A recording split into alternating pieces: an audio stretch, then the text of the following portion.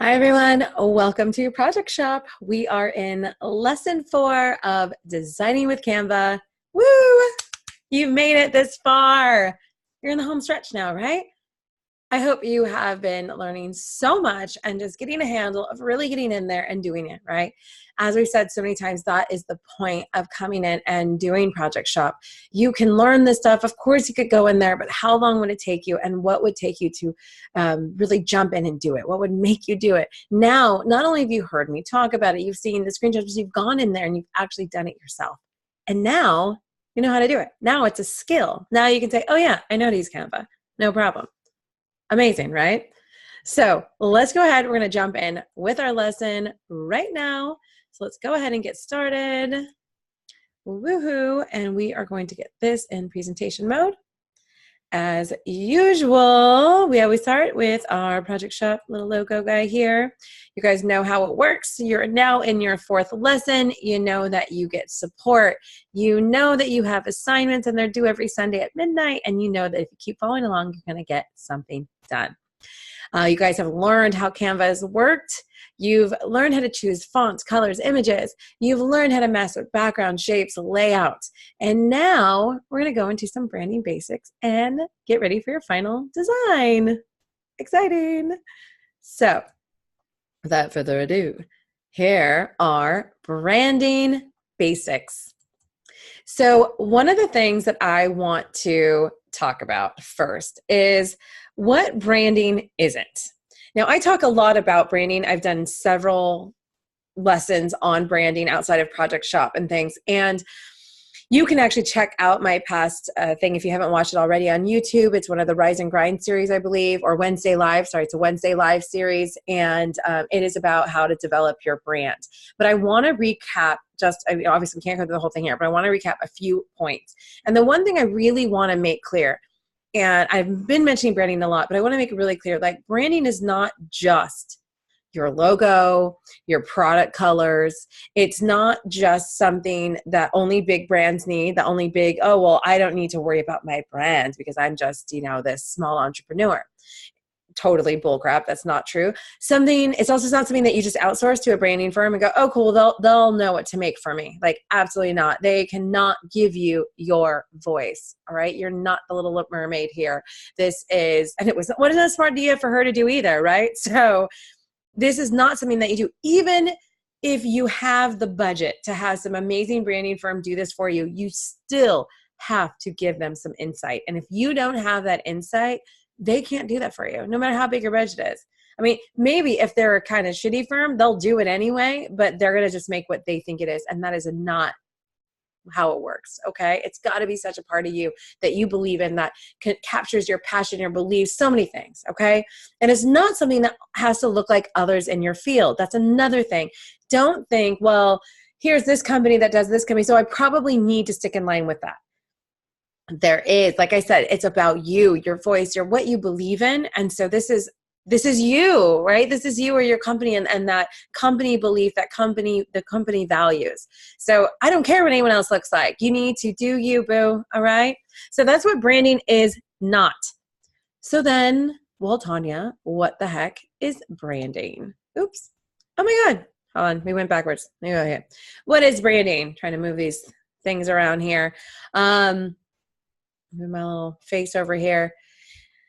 It's about discovering your why. Why do you exist? Why does your contribution to this world matter, right? And why are you emotionally valuable to people? And you might think, well, geez, Tanya, I just make some soap. Okay, and why? Why do you make that soap? Why is it important? You're like, well, because we use these top ingredients and it doesn't have any of the chemicals and bad stuff for you. Okay, that's pretty amazing. So you exist to give them a healthier version of themselves. You're like, wait, what? It's just soap. No, it's so much bigger than that. Everything you do is so much bigger than that. And why does it matter? You always look at the end result there, right? Like the long room. And one thing I just finished telling a friend the other day is people are not buying your product or service. They are buying a better version of themselves.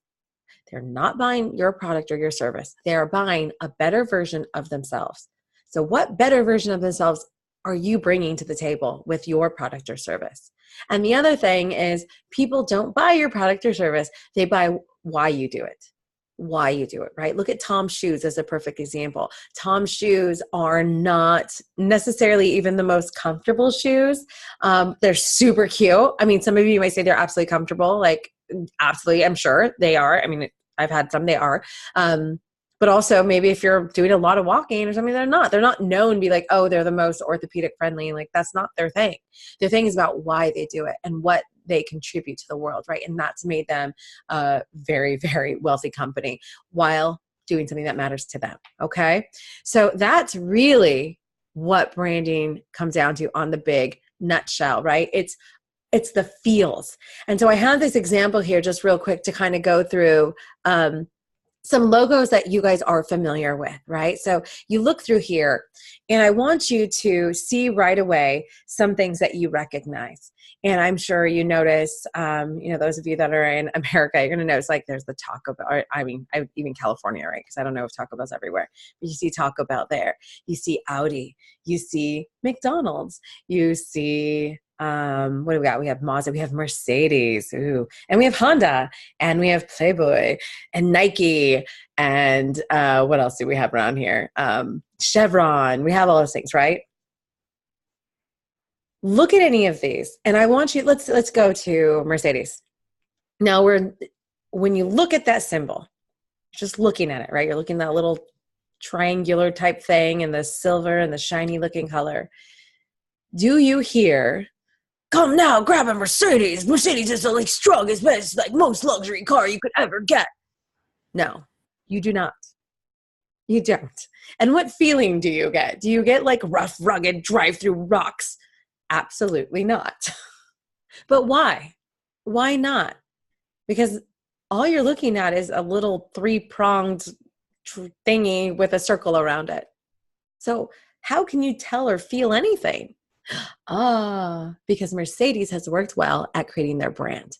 Mercedes has worked well at doing all the things around their business, sending a cohesive message that when you see that symbol, you're like, ooh, it's Mercedes, luxury, smooth driving, not bumpy. I will not take that off-roading, right?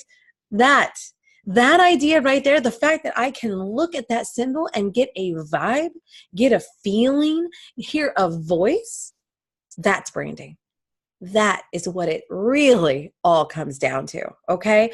So before we jumped into this part of branding, which very much is looking at color palettes and stuff, I wanted to make sure that you knew from me very, very clearly that is not the whole of it. That is just part of it. And I think very often we confuse branding with the packaging of something, the colors and the logo. And it encompasses so much more than that. It is a message that you put out with your business. It is something that you consistently put out there that becomes so recognizable that when they see your colors or your little image or your logo, they go, oh yeah, I know how that feels, right? It's all the feels. I'm almost emotional here about it because branding is so special in a lot of ways. And when you can do it right, it changes so many things. So those feelings and thoughts, like I'm saying over here, that's the brand. Dun, dun, dun. That's the brand. All right. So now that we've got my mushy squishy part of the way, let's talk about kind of more when we get into the brand, colors, fonts, and logo, the part that most people think it only is, why it matters. And the thing is you don't have time to tell your story to each and every person. You don't have the ability to be like, hey, let me explain to you really what we're about and how it goes, right? So by creating this brand identity, which again, we go through a very thorough brand identity in my, in that Wednesday live that's on my Tanya MFK YouTube channel. When you really know who that is, what that is, and then you take that. So really what you should do is run out and go do that real quick, but it's not required for this particular thing, but highly suggested. Go out and then you take that and you match that to your brand colors, your fonts, your logo. You're matching the colors. They're like, oh, if this is my person, if this is my brand identity and it looks and feels and sounds like this, then would that identity, would that person, let's say if we had to personify our business, if Mercedes was a person, right? Would they look like Oh God, what's the guy's name with the blue ox? Am I that old? Like I can't remember these. You guys, someone's gonna have to like mail me and tell me because I can't believe I can't remember this right now. But the lumberjack guy, oh my God, I'm so bad. Anyway, Mercedes, if Mercedes was a person, he probably doesn't look like that, right? He doesn't have an axe and a lumberjack and like a big beard or something like that. That's just not the brand identity. That's not. So again, when we talk about the colors, the fonts, the logos and things that we use, when we talked about that really being like an outfit, it's the same thing, right? We wouldn't put that outfit on Mr. Mercedes or Mrs. Mercedes. But there are other brands that it works perfect for, right? And they're like, yeah, that's them. Hell yeah, that's them, right? Same exact thing. So when you do this right, it's going to incite recognition. It's going to give the right perception that you want it to give, that you've created for your brand. So it tells that story for you. Yes, these little colors, these fonts, yeah, it's like, yeah, it does all that. Like, so bigger than you think, okay? So today, as quickly as possible as usual, because I don't want to take too much of your time, we're going to go through a little bit about color, fonts, photo filters, and bringing it all together in the vein of your brand, right? So we've explained how to use all this in Canva, right? So you're learning how to use this in Canva, and we're still going to go alongside with some of the tools that you have there, but you really know most of them. But when you're in there, you might get overwhelmed with all the choices, all the options, and where do you go? And this is where we want to help you bring it in together and really make sure that you're in your brand and it's cohesive, okay? So let's go in. Let's look at colors. So color psychology is a thing. And some of you may have heard of it before, heard about color psychology. I know for those of us in California, we're very close to Vegas, Las Vegas, Nevada, for those of you who don't know. We're very close to Vegas. And if anything, you've heard like the urban legends that Vegas uses a lot of color psychology. And the truth is a lot of companies use color psychology, but it's the most kind of familiar one that I think you've heard about. Besides the fact that they don't have any clocks anywhere because they want you to lose track of time. There's no windows in the casino. They're designed specifically like a maze to keep you in and intrigued. Besides all that, there are colors that are specifically used to give excitement, a feeling of also calmness. So you just kind of want to relax and stay where you are. They also do things that actually incite hunger, colors that bring hunger. You're like, yes, go to those Vegas buffets, right? So color psychology is a very, very real thing.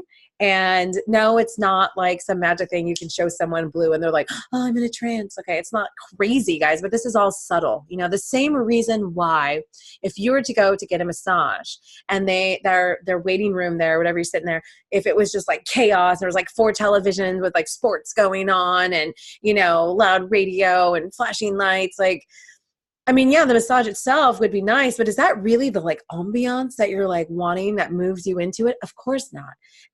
And that's a mental thing, right? That's a psychology that your environment, what you're seeing, what's around you evokes certain emotion. And that's really what color psychology is about. So consider when you're looking at your colors, what kind of feeling or sentiment do you want to evoke from your audience?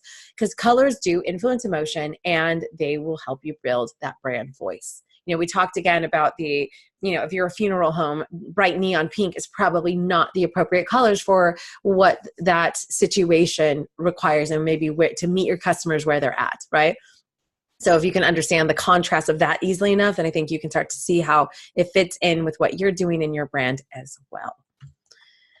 So we're going to look at a couple of brands that you know that you're already familiar with. And here we have FedEx, Citibank, and United Airlines.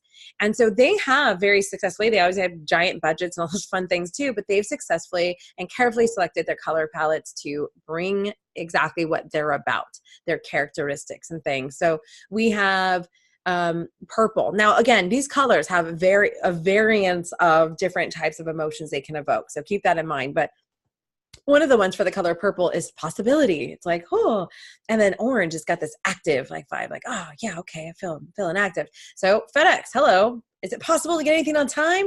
And can we do it quickly? Yes, that's FedEx, right? Or Citibank, they're dealing with your money.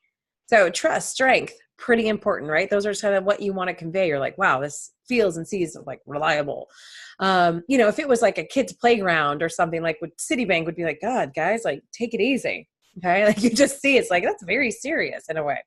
but then I think they have the lowercase to bring in just a little, like, we're still people friendly. And then we have United, where here we have the red. So we see the red in Citibank is strength, but the red over here is like anticipation, right? So again, red can evoke different things. I think some of you might think red as like passion as well. Red's also associated with hunger. So here we have a little anticipation, and then we have loyalty. So again, look at this, Citibank and United specifically, they're actually using almost the same color palette, but just slightly different enough, and for the purpose of evoking similar but different emotions, like dependability, reliability, and a little more excitement, quote unquote, in terms of anticipation with United, and more of the strength, I can trust you, with Citibank, which is a bank, money. So you kind of want that. So again, I don't want you guys to overthink this like crazy, but I want you to see that there are some things to consider. So again, now look at eBay and Microsoft, two very different companies, but they both have kind of a more playful, light, all-encompassing, different emotion feelings, right? Because eBay is a little bit of everything. Microsoft helps you do a little bit of everything. So some brands we have here, they reach a wider audience, a broader audience by using a full color palette. And in these examples, everyday brands, eBay, Microsoft, they use red for excitement, blue for trust, green for security, and yellow for happiness. So it's just a little bit of everything. And it makes sense, again, for this. I would feel, and maybe I wouldn't think it immediately, but maybe if you saw a bank that looked, kind of circusy colors like this, you might be like, I don't know that it just seems a little weird, right? It just doesn't seem right if it was like, was it Wells Fargo? I don't think we trust them anyway, but Wells Fargo or something in this like, yay, happy colors. Like, maybe they're too happy to have my money. I don't know how I feel about that. So what we want to do after we kind of see that we have our options is we want to learn about picking our own color palette, because our color palette, as we said, says a lot about your vibe and your style. And it's in general, we really want to look at about 4 colors, right? You don't want to go more than that. You saw, eBay and Microsoft kind of push the envelope there. There's no reason to get wild and be like, I have 16 colors. That's not a palette. That's just the rainbow. All right. So stop with that. Like you want to pick like a basic, or like, this is kind of the spectrum that I'm going to deal with. And you'll see here, this is, Kit & Co. They're an actual real company, and these are the palette that they have. And this has, they do interior design. So you see here, it's kind of like a calming colors, for that contemporary design feel. They're not overly bold or pronounced, which is something people usually don't want for their home, unless you're me, who wants your home to look like a bright, shining jewel temple from Thailand.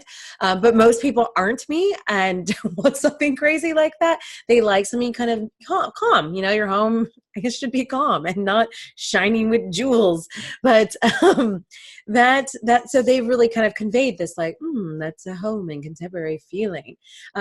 So choosing your palette is really the best place for you to start. After you've discovered your brand identity, now you can start to go, okay, what are the colors that really match that vibe and brand identity that I have created? And when you do that, now you're going, okay, here's my color. It doesn't mean you need to use all the colors in one sitting. It doesn't mean like every time we have to have all these 4 colors. Like, no, reel it in, come back. As Stephen always tells me, reel it in, Tanya, when I go too crazy. You'll see here with Kit & Company, what they've done is on this first annual investor report, you have this kind of sand color, and they've kept it just within that. So it's kind of calm. It's just the sand one, though. And then we have the summer catalog, which is using that mint color. And notice that the image they chose has also a lighter muted kind of whites and this brown in there as well. So we're keeping that scheme going through the whole thing. If you've ever wondered, like, how do these people make their Instagrams look so cohesive and so nice? Because they've consciously made a choice to choose a palette, and then they've purposely used either the right filters or colors or just pictures that they've purposely chosen in this, order to put up that has this beautiful aesthetic, this matching color scheme. That's how they do it. They didn't just by chance happen to continuously take pictures that have the same exact colors. Okay. Like, come on, you have way too much time on your hands if that's what you're a full-time employee to just do that, which good on you. That sounds like fun. Okay. But this is what we want. We want it to be consistent. We want it to reinforce the recognition of the brand with all your marketing materials. So this I can see, like, that doesn't surprise me. Like, whoa, why is Kitten Company, black and purple? That's weird. No, instead I'm like, oh, they're different colors, but it doesn't surprise me. I see, oh yeah, that looks like Kitten Co. That's familiar. That makes sense. All right. So if we got all that, we're going to move on to fonts. So let's look here at fonts. We have using the proper fonts, which I've talked about before. So in this one, you'll see that they're using Railway and Roboto Condensed. So we do have the mix. As you've learned, we can mix and match some different fonts. We learned about that in I forget, lesson 2 or 3. In lesson 2, we learned about that. And then here they've used 2 different types. So the Roboto Condensed is that bottom part, but the Railway Heavy they've used in kind of their bigger ones. So they're very complementary, very similar, just a slight difference. But they also give you that feeling of how I see it, how I see you, right?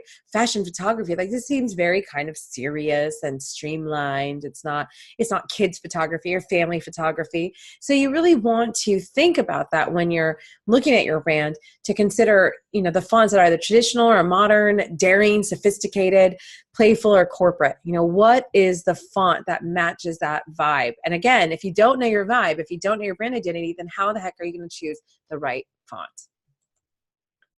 So let's look at some fonts of brands just to give you a little example. So you're not like, Tony, I still don't get it. So we look over here at Louis Vuitton. And if you don't know, good on you. But Louis Vuitton, very fancy, very pricey. And we can see here that they've used a very proper, sophisticated font, very streamlined, very simple, very, they have the serif on the L and the V. See the little feet there, right? So we saw that's a little more formal, as we've learned. So this is what they've used here. And then you see on their secondary, they're using the Times, which all caps, still very commanding and, in your face without being like, Sunday, monster truck guy. So over here now we also have Chanel. Now Chanel, as I mentioned before, guys, Chanel actually is its own font. They've created their font. That's the font. It's the Chanel font. And so here you can see what they've used, and it's, couture, and that's what it is. So we can see how they've used these to match this vibe and feeling of what we know of Louis Vuitton and Chanel. Whew. A little stretch here.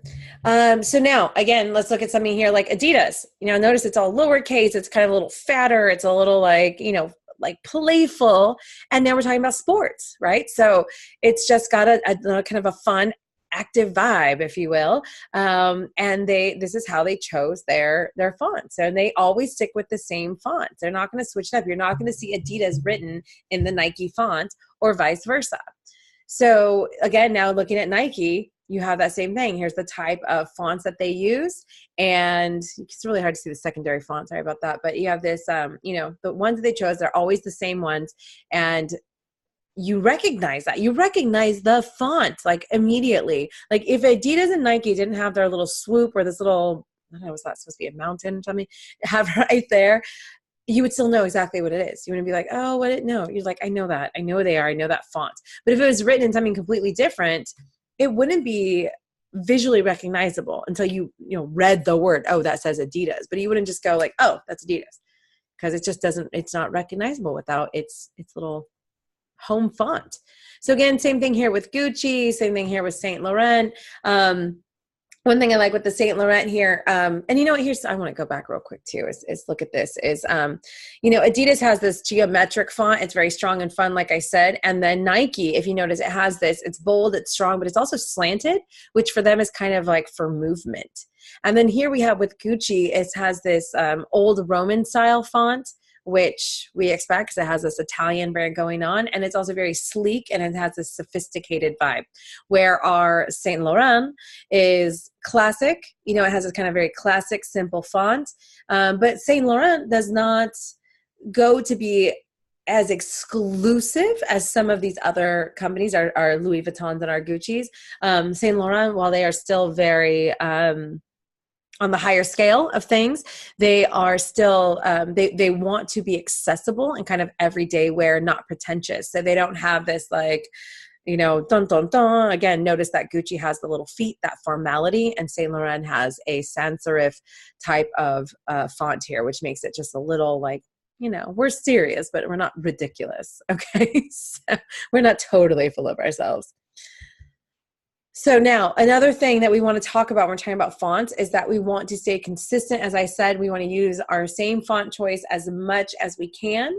And if we want to vary it, then use it by varying either the sizes or bolding it or non-bolding it or using all caps, but you're still staying in that same font. Very rarely, should you be using another font. And if it is, it's something that you should have gone through in that lesson 2, where you really chose one that matched well. You kind of learned from the things we talked about what might match well. And then again, you stick with that. You don't want to keep changing your font over and over again. Plus it gets tiresome. You have to keep checking it. It's going to get annoying. So remember, you're not a full-time designer. You have a whole other business to tend to. So we don't have time to play around with fonts. Get something nice and then stick with it. But you got to vary it. Those are ways that you can vary it. Just, all caps, smaller, bold, not bold, something like that. Okay. So here it says, whether you're creating business cards, presentations, or designing a website, make sure you're using those same fonts. And now here, consider how your logo is going to be used.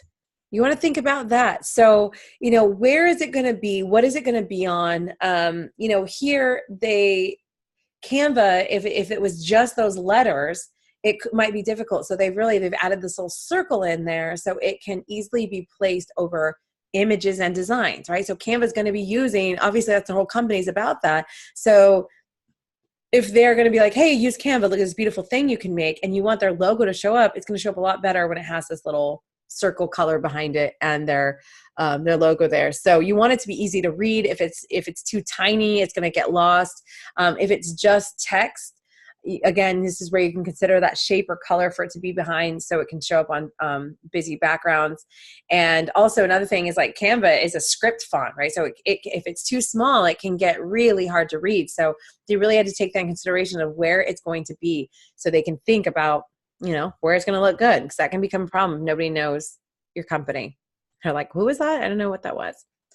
So now let's look at photo filters, which again, you're very familiar with. We've been talking about it a lot, but I want you again to think about this within branding. So you know that there are so many different types of photo filters you can use in Canva, just like you use in Instagram. If you're familiar with Instagram, you have all these options. And so here, we're missing a photo. You'll see that Red Bull is a great example of all these different types of sports, all the different types of things that they use. But it doesn't matter what photo it is, they use the same photo filter. They actually keep a consistent photo filter over all their images, which gives it a cohesive look, which is very specific to their brand. They use this warmer, kind of desaturated filter to give this timelessness and kind of action-packed moment that it's like, oh, it's lasting forever. Look at that. Remember that momentous occasion. Look at him. That guy's going to be upside down holding his knees forever in our memories. Okay. And that's what they're trying to do. Okay. And I'm always going to keep reminding you guys, don't overthink this. Just take these nuggets. And when you find yourself stuck, go, I don't know which damn filter to use. You can go, well, what am I trying to really convey? And you go, then this is what I should use. Otherwise, you're going to do what most people do, and you're going to go through every single filter and then try to like look at all of them and be like, I don't know, this one, I don't know. So stop worrying about what it looks like. Start thinking about what you're trying to say. Oh, that's profound. Okay. Now looking here at photo filters for Kinfolk. So Kinfolk's actually the real company. Sorry, Kin Company was just one we made up. Kinfolk is the real company. So Kinfolk, is a very real company, and you'll see their lifestyle magazine, and they have this kind of muted filter that gives a high contrast and this like natural vibe going on. Everything has this kind of real natural thing and feeling here. So all these photos, again, very different, but that filter makes them look very cohesive, right? That's the trick. Again, if you're like, how do they do that? That's all it is. So use those same filters that can help you. Let's go here, see where we're at. And then don't forget, you can customize your filters. And then when you do, look, I'm going to put myself right there. Look at me. When you strange. I'm going to move myself over here. You can decide on a filter you like, say, this is the one I like. And then you see this big number over here in the corner. That is where you're going to save your filter code. And that way, you know, every time when you go in here, this is the code we use. This is the filter you use. Tell everyone when you put up a photo, this is what we do. And then you have it forever until you change it. So really, that's like the main things, right? That's just kind of the main pieces, at least in how they relate to Canva, right? And then how they relate to these basic things and as you're designing.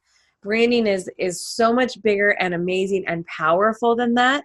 And it really, when you understand your brand voice, your brand identity, it allows you to direct the rest of your business so much more clear. It allows you to bring anyone on board who's trying to help you to say, look, this is what they're about. I had a client who we were searching for some copywriters for. We needed to redo their website.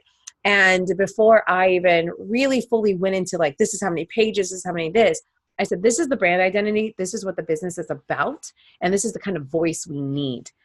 And if they were comfortable writing like that, then we could talk about the rest. But I needed someone who understood that voice, was comfortable writing that way. Because if we have a certain style and it's really fun and upbeat, and you're going to come and be like, our place is very proper, located on the corner. Like, no, that's not the voice. That's not who we are. We need someone who's going to make something about what corner we're located on sound really freaking hilarious and exciting. Okay. So at least for that particular brand, maybe not all brands, but that's the thing. So just remember that. And then we're going to talk about kind of how we're bringing this all together. So taking that deep breath. Okay, just take a deep breath. Still authentic. All these rules, all of these things, yada, yada, yada. Yes, yes, yes. But really, do you like it? Because if you're just following all the rules, you're doing it, you're like, I hate it, it's the ugliest thing, but I'm doing what I think they're telling me I should do, then we're still missing the mark. It still needs to be, you need to like it. You need to not hate your logo. And it does happen, but it tends to happen, as a couple of years go by and you're like, okay, we're over this. We need to morph. We need to adjust. And I'm going to show you that does happen very often. But we also want to make sure we're staying authentic. Do you like it? Does it reflect you and your product and service? Again, like, you can't just you, but if you're your brand or whatever, then it needs to reflect you. It needs to have that fun part of you as well. And does it reflect the company's core values and mission? All of these rules, all these rules schmools, if it doesn't meet these things, then we're still missing the mark. So this is still the most important. This is what we want, is maintain our authenticity. However, it's still not all about you. If we want people to buy our product or service, then we also need to make sure that it resonates with our customers that we want to attract, for as clients and customers. So here I go back to one of the example things I showed in the very first or second lessons here. And that is Big Al's Harley Davidson Writing Club. If I'm trying to attract these wonderfully lovely, rugged men on the right, my general guess is that no matter how much I like my swirly letters of my Harley Davidson Club, I'm not being considerate of my market and what they are probably liking. You'll notice even on their jackets alone, they're kind of giving you some clues. Like, these are the fonts we like. Like, come on. Did you realize that they're like, their customers were telling you what they like? Look how easy that is. So it's clearly like an old English or some sort of, simple font, all capital, very commanding, right? As opposed to our twisty, twirly little fun, Big Al's Harley Davidson Writing Club, yay! So it doesn't matter how much I like that logo. If I was Big Al, he needs to also be considerate of who might want to join his club. Now, if he has a niche and his niche is specific to something that fits this, then again, that's what he gets to do. But, this is marketing. Marketing, we're stereotyping, and that's what we're talking about. But yet, guys, as you see from Grumpy Cat here, it is not the final frontier. It's not life or death. It is not a tattoo. All right. It is not like, oh my God, if I choose this wrong, everything's going to be ruined. That is not it. You're going to see that your branding will change over time. And it should. We need to adapt, grow, change as our business grows, as we grow, as times change, we need to grow up. And you're going to see here the Google in 1997 looks very 1997. What if Google was like, nope, we got to stick true to what we got? Like, good Lord, it would look awful by now. Things have changed and it doesn't work anymore. Some of you old enough to remember the other Google versions there, and now we have the Google that we're using now. This is 2015, I think is showing. And now same with Airbnb. It started as these kind of bubble letters, and now we have this more streamlined, kind of sophisticated, but still fun. It's lowercase, and it's that kind of geometric fat version we saw in Adidas. Fun thing there to keep it like light, but it's not as like bubble letter. And honestly, this Airbnb, the first one, if you see, I'm sure what they noticed as things went on is that it in a lot of circumstances, it was probably ended up being hard to read. Right. And this Airbnb with the little symbol, so much easier to recreate and use on things. And then also with our Starbucks, you know, that first one is very, very detailed. It's very dark. And then we moved into like new colors, but still pretty detailed. And then we went into a little less, you know, detailed, still similar. And now we've cut out the whole stuff all around, and we really just went with a logo that's so recognizable. And again, that's 2011. So here we are many years later. I don't know if it's a lot different because I don't do Starbucks. But again, this will show you it's going to change. So it's okay. Calm down. And as I just mentioned with like the Airbnb one, you want to keep printing in mind. If that's something that you may ever do, you want to really think about it ahead of time. All of these examples here are going to be very difficult to print. Or look at this smashing one. Could you imagine trying to embroider that on a t-shirt? All those, I mean, it's a fingerprint for crying out loud. Like, that's not going to fly. And will it work with it's just the S by itself? Are people going to be like, oh yeah, I know who that is? Because maybe it's a fingerprint they recognize. So you want to really think about that. Is that going to be difficult? This graphic design one in the middle, it's like 5,000 colors and weird shapes. Like, that is not going to be easily duplicated on other things, easy to transpose, easy or cost effective as well. Like, how many colors do I need to use? Good Lord. And same with this orange and Aslam Ahmed, you know, it's just, they're beautiful logos. Don't get me wrong. This O is very neat. The A is very neat, but it's not going to be very user friendly as you're trying to do your business cards or flyers, t-shirts, labels, signage. You know, the more complex the design and the more colors you have, the more it costs. And if you've ever tried to print t-shirts, colors can get pricey. Big deal. Or like smashing over here, this logo, it's only the one color really. If they had a white t-shirt, they would only need the black. But it's just going to look like a big smudge, right? We're not going to be able to really tell. It's not going to print very easily unless it's really big, right? Then you need like a huge smashing like logo on your shirt. So again, there's no right or wrong. It's just something to consider as you're doing this, all right? And then ultimately, what you need to do is stay consistent. So as we said, you're going to use that same color palette. You're going to use that same font and style combinations. You're going to use your logo on things so people can see it and go, oh yeah, that's that company. And it's going to help you. Doing these things is going to make sure that you can stay recognizable, and it gives this feeling that you're dependable. Right? That's what's so important. That's what we're doing with this. That's why it matters.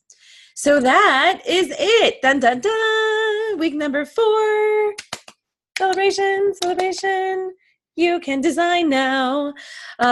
We have a couple tutorials. Don't worry, it's only 3 this time. They're very, very easy. It's just all stuff you already know. It's just taking you a little step to seeing how you can use it for yourself and building your brand. So in tutorial 1, we're going to do the building your branding kit.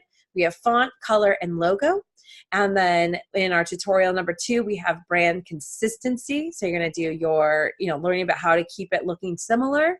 And then at the end, we're going to just do a little exercise about bringing it all together. And once you've done that, you've put all the pieces together. So now it's really just time to polish off what you've been working on and send in that final design. As usual, I will give feedback and critiques to help you make sure that you are going to put out your absolute best that you can and you get the results that you want. So make sure you get all this done.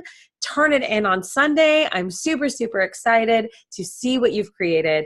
And, shoot me an email, any feedback that you'd like on these lessons. They were a little different than what we did in our other lessons. So, I know this one was a little more involved. It was a little different because design is something a little more hands-on than say, the copywriting stuff you can just do in one, we were using an actual service. So it was a little different. So I'd love to hear any feedback that you have on this. If it was too in-depth, not in-depth enough, anything, always super helpful. But congratulations. And I'm excited to see it all. Have a great wonderful week, and I will see you guys soon. Bye. Oh, and let's do this. I always do this first, right? You see me? Bye. Shaking everything.